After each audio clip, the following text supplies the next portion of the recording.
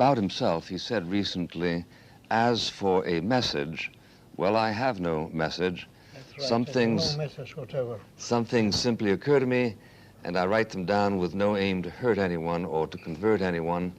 This is all I can say. I make this public confession of my poverty before everybody. Besides, had I not done so, But I think you would have known. me, no? You would have known it was true. Yes, that's what I said. Yes. I'm just going to finish this introduction, and then we'll That's exchange. right. Yes. Right. About him, Very important. others have written that he is the greatest living writer. Still others that he has influenced the literature of the world more than anyone alive. Jorge Luis Borges lives here in Buenos Aires, although he has traveled extensively, especially in the United States, and taught most recently at Harvard for a year. He is blind since the late 50s. He does not mind it, he says, because now he can live his dreams with less distraction. He took early to his craft, translating into Spanish from the English Oscar Wilde's The Happy Prince when he was 6 years old. The translation, thought to have been the work of his father, was used as a school text. He began to publish in the 20s poems, essays, short works of fiction. In the late 30s, he got his first job as a menial assistant in a library, but even this he lost for the offense of having signed a declaration in opposition to General Perón in 1946. When Perón was ousted, Mr. Borges was made director of the National Library, and his literary work continuing at an extraordinary rate, and including now translations into Spanish of major American writers. He took to lecturing widely, acquainting many Americans with his writings and with himself. Concerning his work, his critics disagree, except on the proposition that it will survive the century. Mr. Borges is substantially but not entirely apolitical. Since Argentina is having its problems, I thought to begin by asking, is there anything, Mr. Borges, distinctively Argentinian about those problems? Well, I wonder. I know very little about politics, but I think we have the right government now. Government of gentlemen, not of hoodlums. I don't think we're ripe for the democracy as yet, maybe in 100 years or so. But now I think we have the right government. I think that the government means well, and the government is acting, and as I said, we are going by gentlemen and not by the scum of the earth, as happened, well, quite a short time ago. When you say that it might be 100 years before... Well, or let's say 500, no. Does it go at that? After our time. Yes. Why is that? Is it something distinctive to Argentinians, distinctive to the hemisphere, distinctive to what? I can't tell you, since I know my own country, and I'm very puzzled by my country. I wish I understood my country. I can only love it. I can do what I can for it, but I don't pretend to understand it. I'm no historian. Well, when you say that you don't understand it, do you mean that you are continually surprised by what happens? Yes, I am continually surprised, but I try to live in my own private, secluded, in my own private literary world. Well, do you recognize an obligation of the man of letters to involve himself in politics to the extent of saying no to the barbarians? Yes, to that extent I do, not more than that. I think that if I do my literary work honestly, then in a sense I am doing something for my country. And if I can do nothing else, being old, blind, and lonely, I try to do my work as best as it well as I can. That's all I can do. I have never involved myself in politics. I have never allowed myself to be bribed. I haven't even tried to be famous. Though I have become quite famous, but I have done nothing whatever to it in that sense. I have merely kept on writing, and never thinking of the public or of the readers.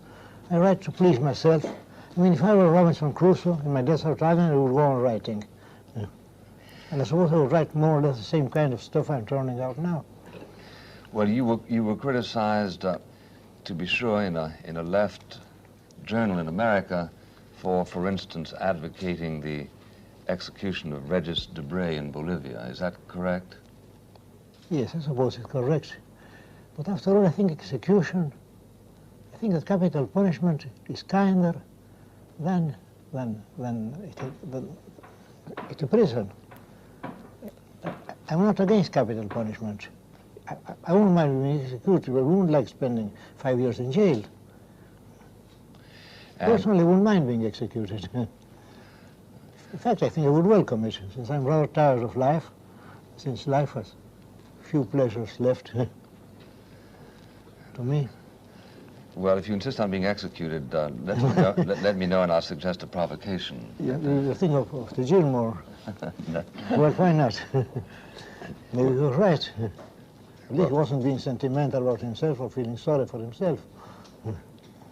Or abounding, as Kipling had it, in loud self-pity. I don't think a man should abound in loud self-pity. At least I have tried my best to not to do so. Well, do you find this this challenge, this inclination to self-pity, a characteristic of the age? I wonder if a characteristic of the age. I know very little about the age. But maybe it is rather common here in this country. The people go in for being sorry for themselves, which is a pity, I think. But of course, if you go in for being sorry for yourself, then you keep on being sadder and sadder, no? You mean because there's so much to be sorry for? Oh, yes. But sometimes, walking down the street, I sometimes feel unaccountably happy, and then I welcome that happiness. Because I don't know where that happiness comes from, but still it should be welcomed. I think happiness should always be welcomed. Is it a happiness that comes as a result of the satisfaction you take in your work? No, personally, I dislike my work. I prefer the work of any other writer. I think that every time I have not been given the Nobel Prize, I think that the Swedish Academy has acted justly. I don't deserve that prize. When I think that... Well, you certainly don't deserve to be put in the same class with Quasimodo. But I don't deserve to be put in the same class as Kipling or Faulkner or Bernard Shaw. Well, they can't miss all the time. No. Well, you mean you have officially abandoned any intention of receiving the Nobel Prize? No, I think it's a kind of game that is played every year. No, every year I am really given the Nobel Prize, and then it turns out the next year. It's a kind of habit I have, or a kind of habit the Scandinavians have. In fact, you might recall an old Norse tradition, no, not to give me the Nobel Prize. No? That's a part of Norse mythology, and very fond of Norse. Well, all things Scandinavian. I love all things Scandinavian. Is it your point that you would lose respect in the Nobel Committee if they awarded you the prize? I would think it was a very generous mistake, but I would accept it greedily.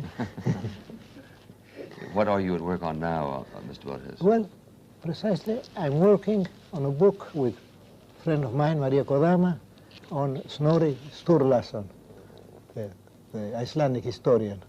And then I'm also writing a book of poems to be published by MSA in Buenos Aires. And then a book of short stories to be published by MSA in Buenos Aires. And I'm writing off and on all the time, since I have nothing else to do. I live by myself. Well, no, you say that you dislike your work. Do you also dislike working? No, I enjoy working, but I don't like the work. You know what Carlyle said? Carlyle said that all work is contemptible, but that doing that work is not contemptible. It may be the only justification for a man. And I think he was right, because after all, when I'm working and fulfilling my destiny, what else can I do but work? What else can a blind man do but work? But as the result of the work, I leave that to others. I never read what I have written, except when I have to go to correct the proof sheets. But I enjoy working. And not only working, but I enjoy planning my work. Perhaps more than the actual writing of it or raw dictating of it, since writing, of course, has been forbidden to me, no. You have been compared to both Milton and Homer. Well, yes, in the sense of being blind, yes. Yes. But in other senses too, you've been compared to them. I know that you make it a practice not to read anything about yourself. No, I only read one book, a book published by a Bolivian, his name was Tamayo, and an Argentine writer, The Ruiz Diaz, that's the only book I've read about. And they tell me there are some 300 books written about me. But I think the writer should choose a better subject. Well, in that case, I'm in a position to instruct you about yourself. Ah, well, I suppose you are. You've been compared to both Milton and Homer in terms of a highly illuminated internal vision. Is this a correct judgment as far as you're concerned? Well, I do my best to think it a correct judgment. At least I try to put up with blindness. Of course, when you're blind, time flows in a different way. It flows, let's say, down an easy slope. I have sometimes spent sleepless nights, night before last, for example, but I didn't feel especially unhappy about it, because time was, well, sliding down that, was flowing down that easy slope. You mean you'd have felt more unhappy if you had been able to see? Oh yes, of course I would. Why? Well,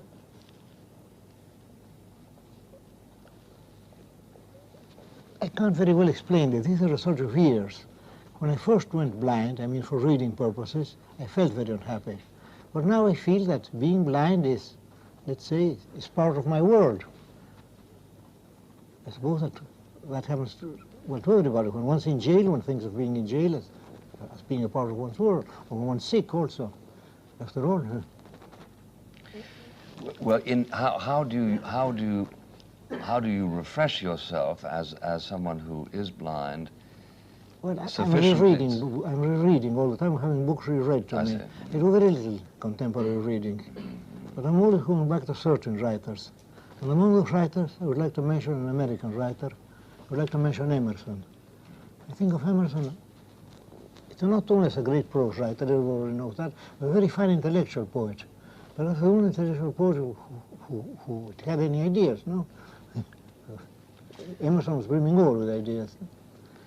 Well, you did a great deal to sort of reintroduce Americans to many American writers, including Emerson. Isn't that correct? Yes, yes, I've done my best. Now, what is it that Emerson and also, well, another writer I greatly love. Hawthorne. Well, but in Hawthorne, what I dislike about Hawthorne is he's always writing fables. Well, in the case of Poe, well, you get tales, but well, there was no moral tagged onto them, no. Well, in the case of Hawthorne, things are always becoming lessons or parables. But I would think of Melville, one of the great writers of the world, no? How do you account for the failure of Melville to achieve any recognition during his lifetime? Any significant recognition? Because people thought of him as writing travel books. I have the 1911 edition of the Encyclopedia Britannica. There's an article about Melville, and they speak of him much in the same way as they might speak about Captain Marryat, for example, or other writers. I think that he wrote many travel books. People thought of him as writing in that way, so they couldn't see all that the Moby Dick or the White Whale meant. What part did you play in the rediscovery of Melville? But in this country, I've done what I could, I suppose. Had it already been translated when you were a student? No, when I was a student, no, it hadn't been translated. It had been translated afterwards. And I translated a very fine story of Melville's. You know it, of course, it's Bartleby. Yes. You translated that for the first time? Yes, it was the first time. Then I also, I think, we did the first translation of Hawthorne's Wakefield, a very fine story. After the manner of Kafka, or rather Kafka came after him, no? But Kafka enabled us to read Hawthorne better, which is what a great writer does. In a sense, he creates the forerunners. He makes people read them in a different way. So maybe I shouldn't have read Hawthorne's Wakefield as well as I did, or as I should have done, had I not read Kafka before. I think that's one of the functions, one of the gifts of a great writer, is to make people read in a different way, go over the old text in a different fashion. So the past is being continually, or is being continually modified, no? Yes, yes. Well, now you say that you spend most of your time reading the older writers now. Is it because you reject the newer writers, or because you choose to continue to be unfamiliar with them? Because I'm afraid that I'll find the new writers more or less like myself. I'm afraid You won't. Well, I suppose I will. I suppose all contemporaries are more or less alike, no? The scientists like what I write. I prefer going back to the 19th, to the 18th century, and then, of course, also going back to the Romans, since I have no Greek, but I had Latin. Of course, my Latin is very rusty, but still, as I once wrote, the fact of having forgotten Latin is already is in itself a gift. Yes. To have known Latin and forgotten it is something that sticks to you somehow. And it has to. But I have done most of my reading in English. I read very little in Spanish, because I was educated practically in my father's library, and that was compounded of English books. So when I think of the Bible, I think of the King James Bible. When I think of the Arabian Nights, I think of Lane translation or of Captain Borges translation. When I think, of course, of Persian literature, I think in terms of Brown's Literary History of Persia and, of course, of Fitzgerald. And in fact, I remember the first book I read on History of South America was Prescott's Conquest of Peru. Is that right? Yes, and then I fell back on Spanish writers. But I have done most of my reading in English. I find English far finer language than Spanish. Why? Well, there are many reasons. Firstly, English is both a Germanic and a Latin language. It goes two registers. For example, for any idea you take, you have two words. Those words do not mean exactly the same. For example, if I say regal, they're not exactly the same thing as saying kingly. Or if I say fraternal, not the same as saying brotherly. Or dark and obscure. Those words are different. It will make all the difference, speaking, for example, of the Holy Spirit. It will make all the difference in the world in a poem if I wrote about the Holy Spirit and not about the Holy Ghost. Since ghost is a fine, dark Saxon word, while spirit is a light Latin word. Well, and then there is another reason. The reason is that I think that of all languages, English is the most physical of all languages. The most what? Physical. Mm-hmm. For example, he loomed over. You can't very well say that in Spanish. Asomó? Well, no, but it's not exactly the same. And then then in English you can do almost anything with verbs and prepositions.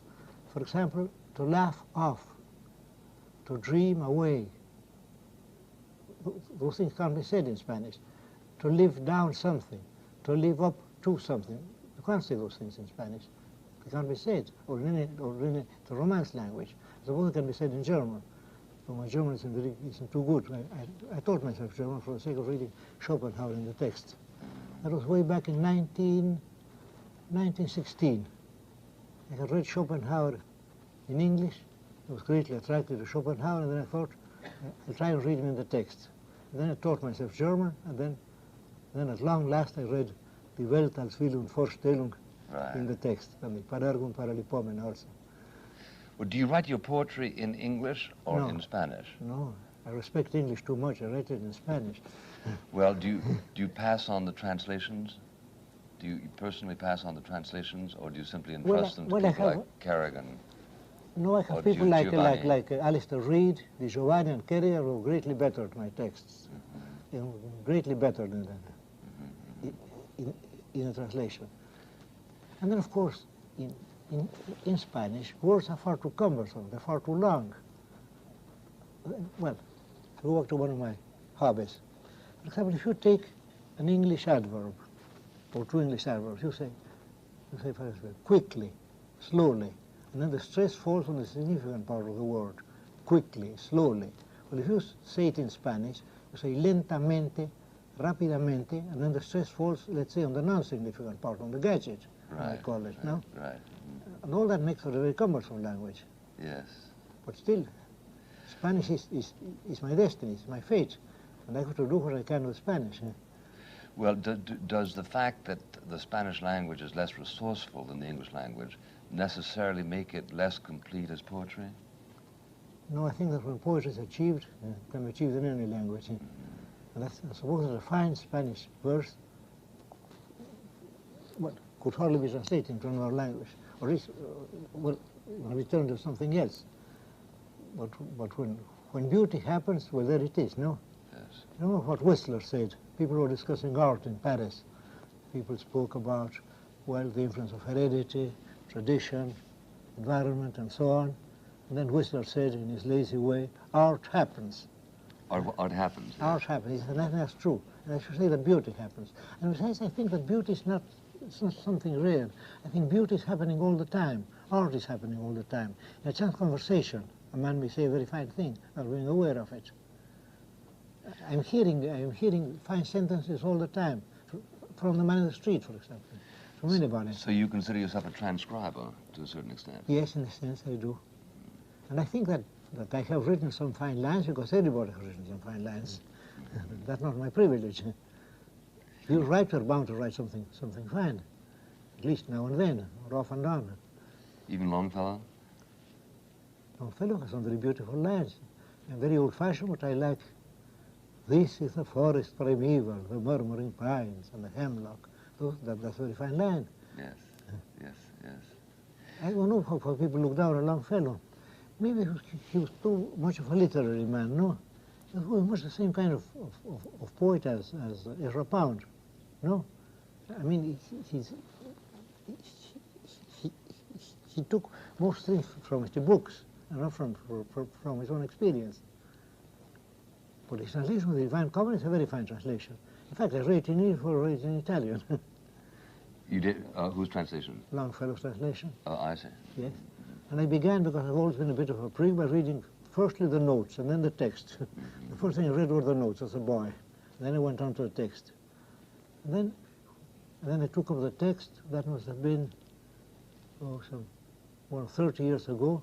And then I found out that I had no necessity of knowing Italian, that if I had Spanish, I had Italian, and that Italian could be, and that the Divine Comedy could be read by anybody who had Spanish.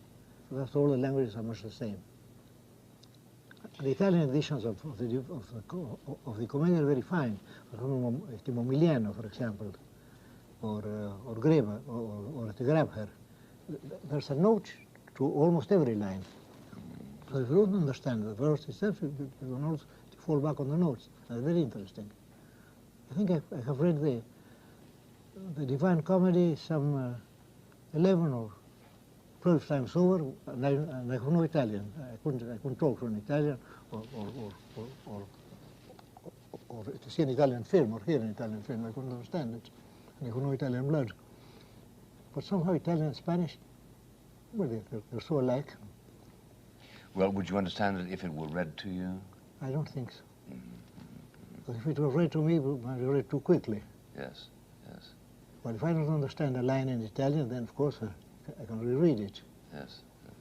These thoughts that go through your mind that you transcribe, as you put it, into prose and poetry. I wonder if there's an essential difference. I don't think so. I think the gist is the same, no? I mean, when an idea comes to me, I don't know whether it will become a tale, it will become a short story, or a sonnet, or maybe an example of free verse. That comes afterwards. First I see the whole thing from afar, and then somehow it has to be licked into shape. Now, this was as much true when you could see as yes. since? Always, yes. The technique was always the same? Technique is always the same. The technique is the technique of being, let's say, an onlooker, of seeing things, but seeing them at first in a very misty way. And then afterwards, but getting nearer them, seeing them closer. But in the case of a story, or even in the case of a poem, I always know the beginning and the end. Generally, I know the first line and the last line, or at least what will happen. But then I have to find out what happens in between, no? And then, of course, I have to grope and maybe and lose my way and maybe go back. Oh, you do have to struggle in between, do you? Of course I do. But the struggle is part of the game. That's not merely an act of transcription. No, it isn't. But the struggle makes for enjoyment. But do you know at the outset that you're going to succeed if you know the first and last lines? Yes, I know. But I wonder if I have succeeded. People say I have now and then. I think there's a lot of agreement on that point. Well, but if I don't believe in democracy, why should I believe in a lot of agreement? No, it's all those mere statistics. But is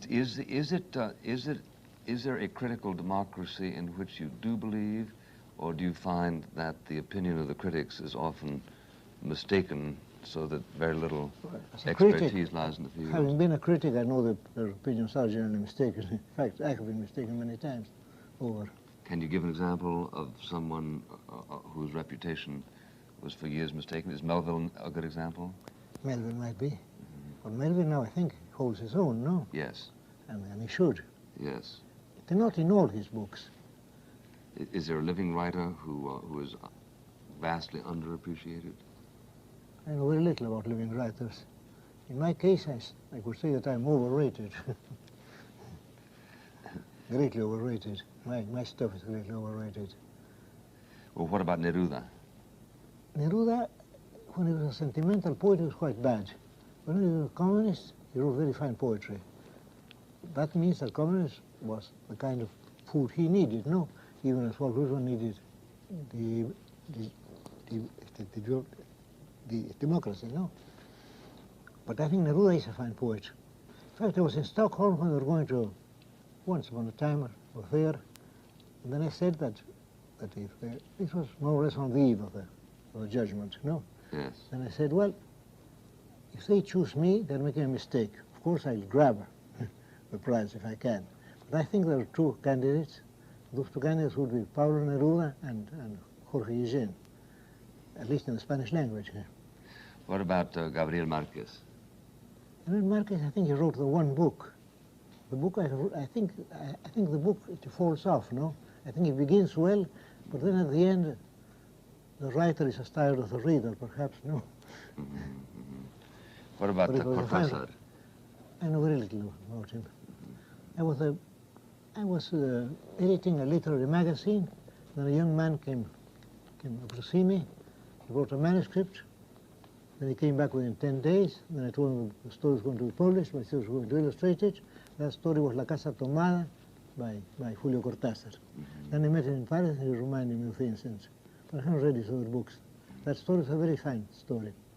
After the manner, let's say after the manner of perhaps Arthur Mackey, or yes, I should say so.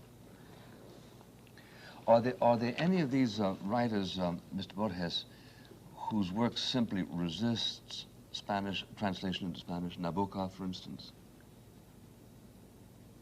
I wonder if he has been translated. I don't know. I don't think so. But then he does resist, I guess. Well, in the case of Joyce, of course, well, he can't be translated. I don't think James Joyce could be translated, unless you invented. No, but of course, in the case of James Joyce, I mean, his craft is all with the language. I mean, that kind of thing can't be translated. When he writes, for example, the rivering waters of, the hither and thithering waters of night. How can you translate that? How can you translate rivering waters of? It's like translating Lewis Carroll. Well, it can't be done. No.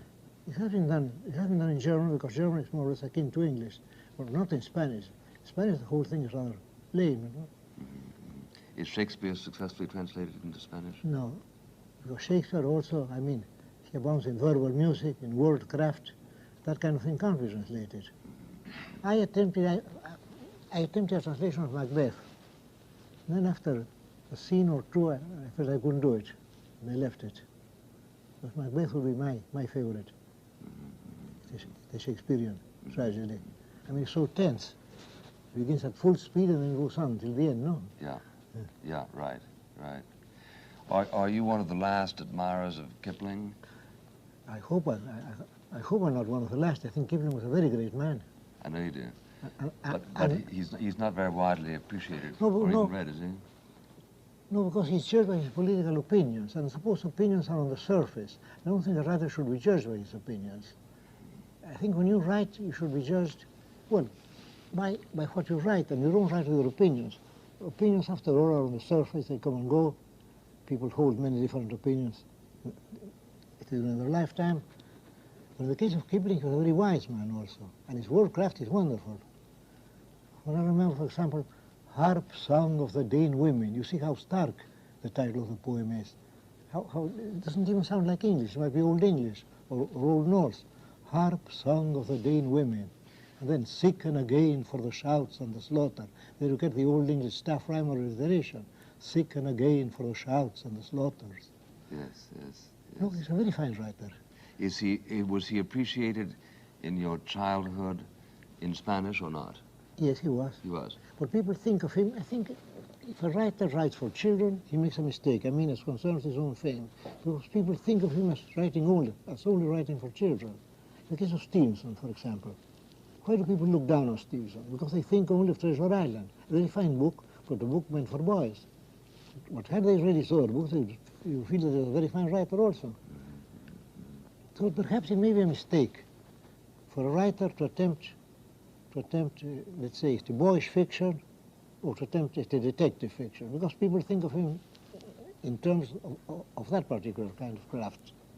I suppose in the case of Chesterton, people who know he's a very fine writer, but if people think of the Farmer Brown stories, then they're apt to class him with Ellery Queen or with even Philpotts or with any other writer. Agatha Christie or something. Or Agatha Christie, yes, of course.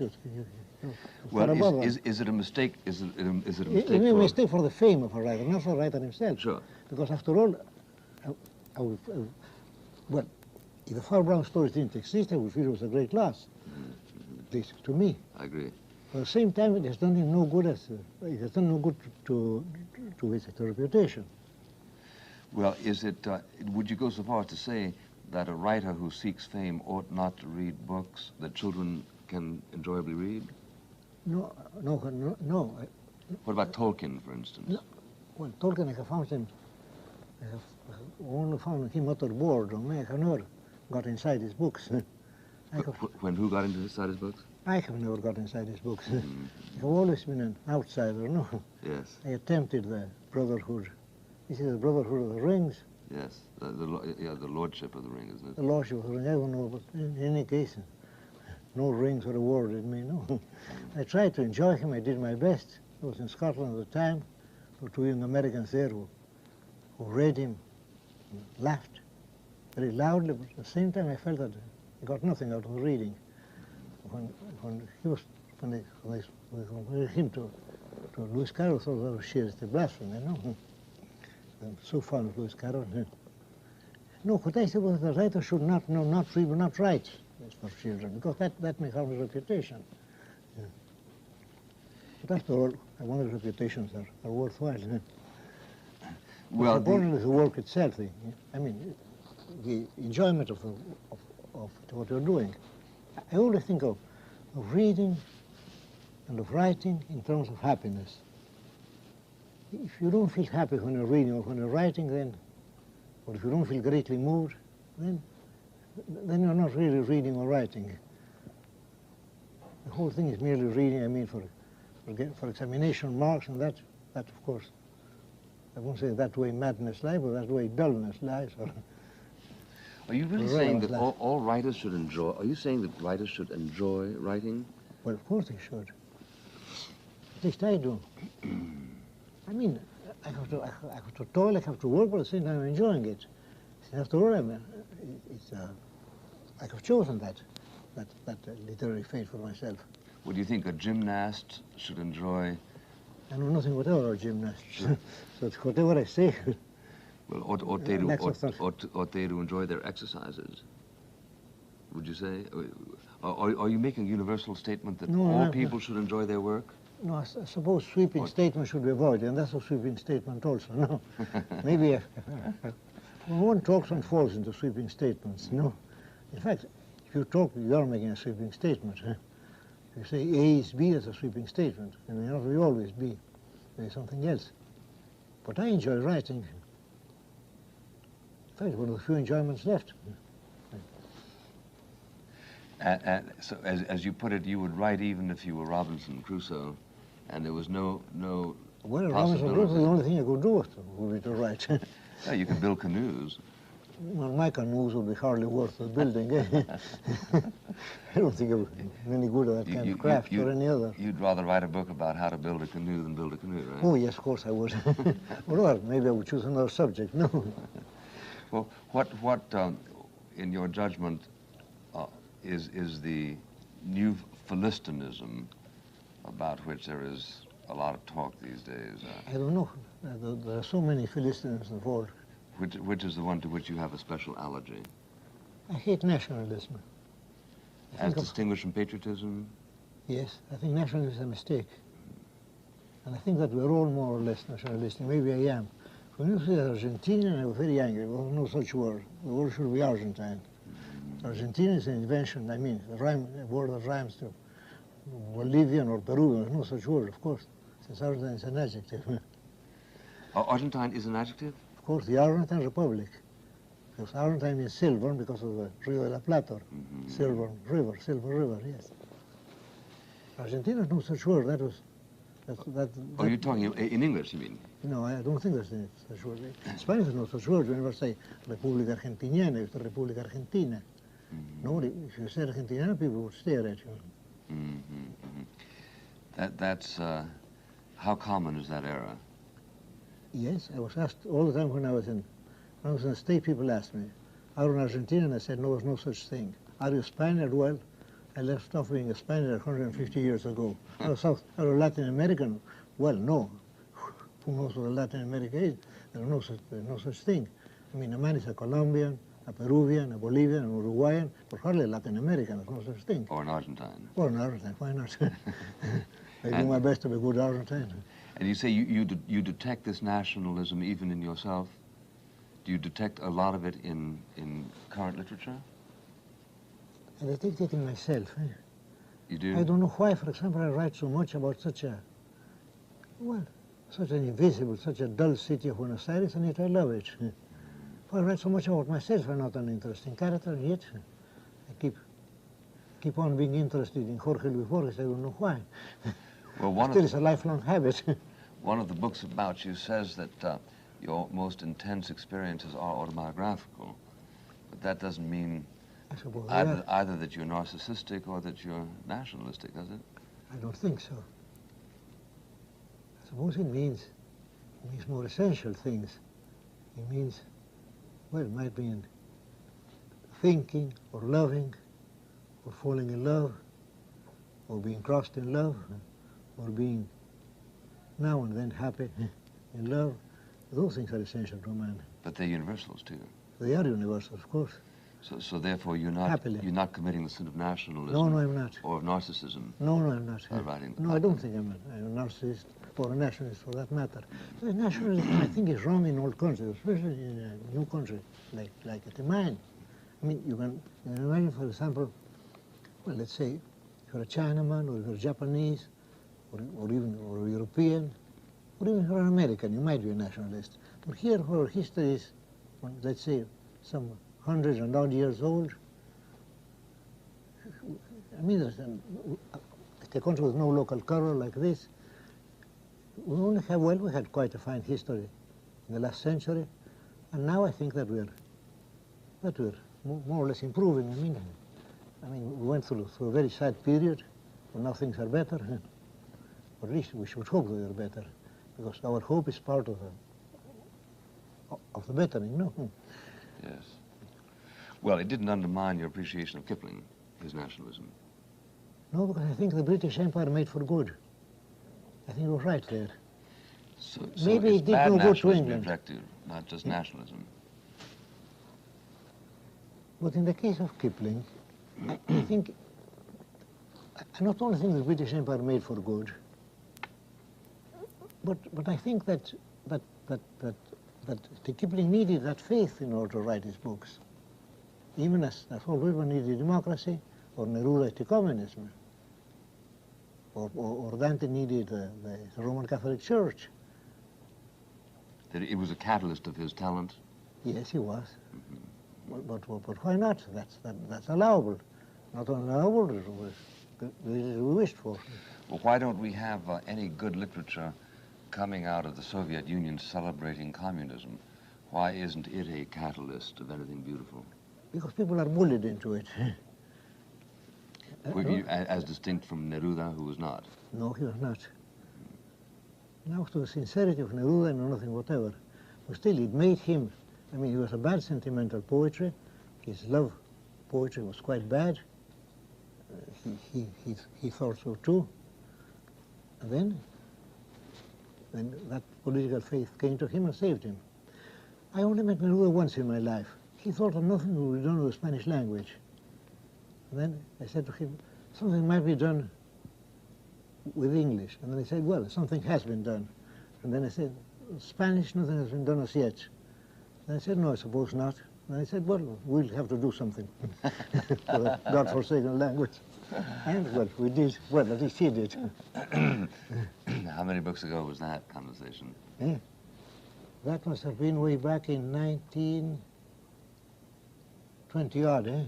He was already a communist, was he? I don't know, because he never spoke about politics. But he loved the English language. I suppose he always did. Well, you say that if you were bullied, then You're you doing something- stifle the muse? I think you do, eh? Well, but You stifle everything. Dante was bullied. I don't think he was bullied. No, I don't think he was bullied. I think he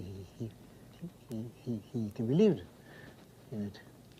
But he lived in an age in which it was dangerous not to believe, didn't he? Well, suppose he was intensely religious. For example, I can't think of myself being a Roman Catholic or even a Christian. I think I thoroughly enjoy the Divine Comedy without enjoying the framework, of course. I don't like the framework, the idea, I mean, of three institutions of hell, purgatory, and heaven, and paradise. I can't believe in that kind of thing. But still, if I accept that framework, then I have a wonderful poem, perhaps the greatest poem ever written. It's given me. Mm-hmm. But why is it that there is no intense love of communism that has brought out an equivalent masterwork? Of course, I suppose you can't have an equivalent masterwork, but a masterwork. How do you account for the aridity of the entire Soviet experience in the last 50 years, 60 years? What you think aridity has to be explained away? I think it's quite common. For example, let's say, well, maybe I'm hurting people by saying this. If you take the United States, you have at least half a dozen men of genius. I mean, you mean from in their point of 200 view. years? Well, you have, for example, you have Poe, you have Melville, you have Whitman, you have Hawthorne, you have Henry James. Well, you have Frost. Well, Pound. Well, I don't want to rope him in, but if you do, Yeah. it's not my funeral one. But at the same time, if you think of Canada and Australia, they have produced nothing, produced practically nothing. So maybe the American Revolution made for good from a literary point of view. In That's other an words, argument against the empire. you consider 6 people in 200 years of profusion of genius and Well- aridity the rule of thumb. Yes, I should say so. But Well, surely, what I mean to say is that, well, you may like or dislike Poe. I don't think much of him as a poet, but I think of him as being a man of genius. You may like or dislike Whitman. You can find quite bad lines in him. But he can't be thrown away. You can't think of contemporary literature and dismiss Whitman. Yes, and dismiss them. They can't be thrown away. Right. While other writers may be thrown away. For example, South America has produced nobody worthwhile, I mean, to the whole world. I mean, I suppose we have some fine writers. They're fine writers, let's say, for Argentines, or for Chileans, or for Peruvians, but and so on. But they mean nothing whatever to the world. Well, you do. Neruda did. Well, that's Neruda did. well, in my case, I think that what you're saying is a form of pessimism, eh? Say that, or of optimism. I gather that you're telling me that there's no reason to expect that in No. Russia there should be a huge figure. Of course there is, and that's Solzhenitsyn, and he's a dissenter. But do you expect anything from Australia, for example? I don't suppose you do. Patrick White. Well, I don't know him. Sorry to say. I must plead my ignorance. He won a Nobel Prize, I believe, didn't he? Well, if that means anything. No, doesn't necessarily mean anything. Of course, I shouldn't say that, not having won it, no. I think he... But maybe they needed an Australian, no, they needed a kangaroo, and so they...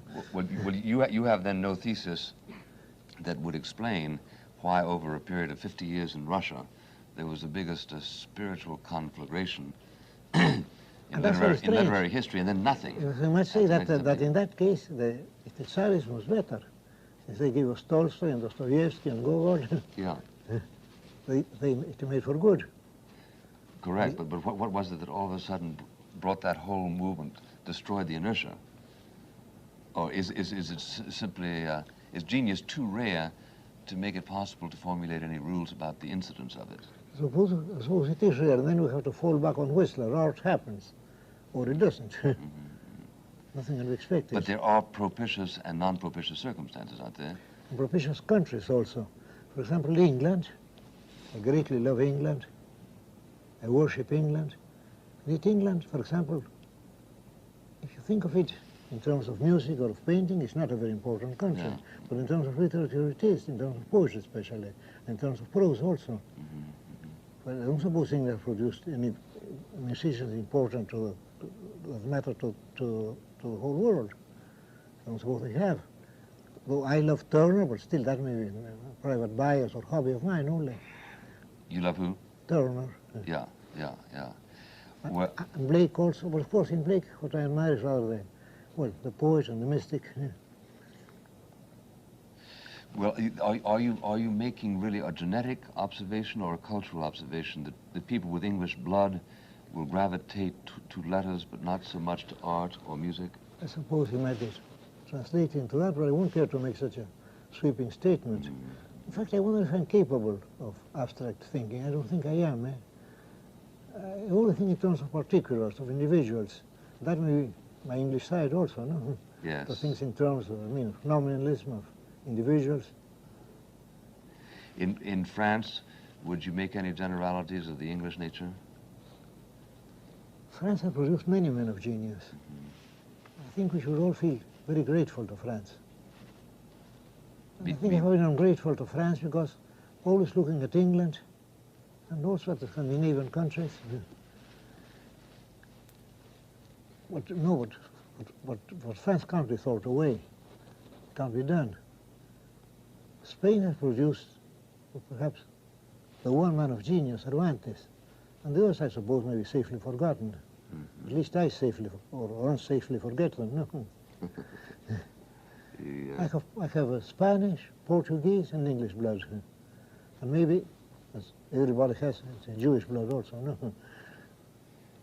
Have the Portuguese produced a writer of the first rank by yours rather severe standards? I think they produced two: Issa de Queiroz, the 19th century novelist, and Camões, who wrote the great epic poem, the Lusiads, where you have a feeling for the sea. You never get that in Spanish poetry. We have no feeling whatever for the sea. Why? Well, the Castilians were an inland people, no? That may explain the failure of the Armada also, no? They're not at home on the sea. Well, is it in your experience possible to stimulate a love of literature, or is it something that also just happens or doesn't happen? Is it possible to take 20 people of course, I've been a and make them professor. love I've been literature a more? professor of English and American literature during some 20 years at the University of Buenos Aires. That's why I asked Then you. I have tried to teach my students not literature, that can't be taught, but the love of literature. And I have sometimes succeeded and failed many times over, of course. Still, the whole thing I was done in 4 months, I would do very little. But still, I know there are many young men in Buenos Aires, maybe they're not so young now, but young men and young women who have their memories full of English verse. And I have been studying Old English and Old Norse for the last 20 years. And I have also taught many people the love of Old English. So there is a pedagogical art. It isn't simply a matter But I think, but I think literature is being taught in the wrong way all the time. It's being taught in terms of history and sociology. And I won't do that.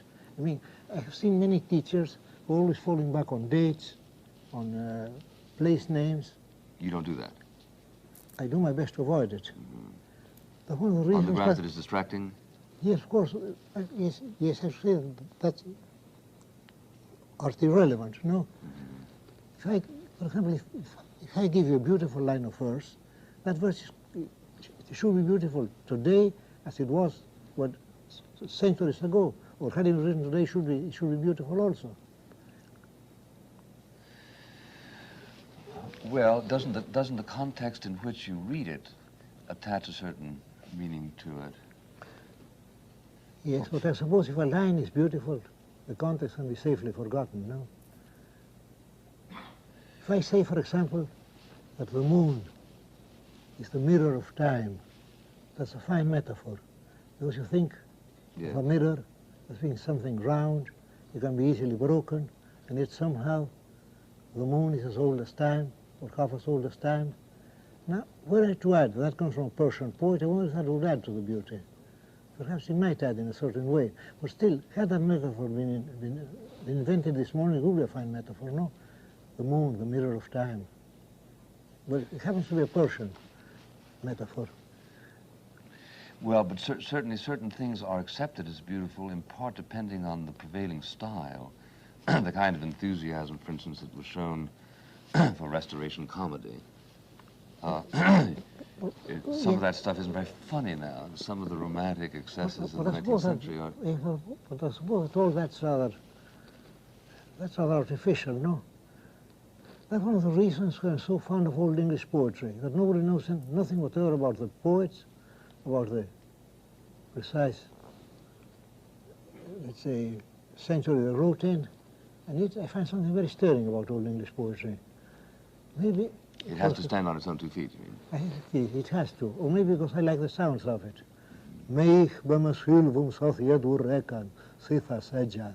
Now, those words sound, those sounds have a ring to them, no? What does that say what is that in dollars? That would say it a bit.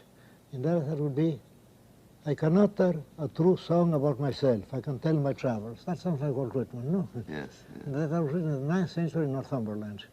Meich b'mashilvum soth yedur rekan, sitha sejan.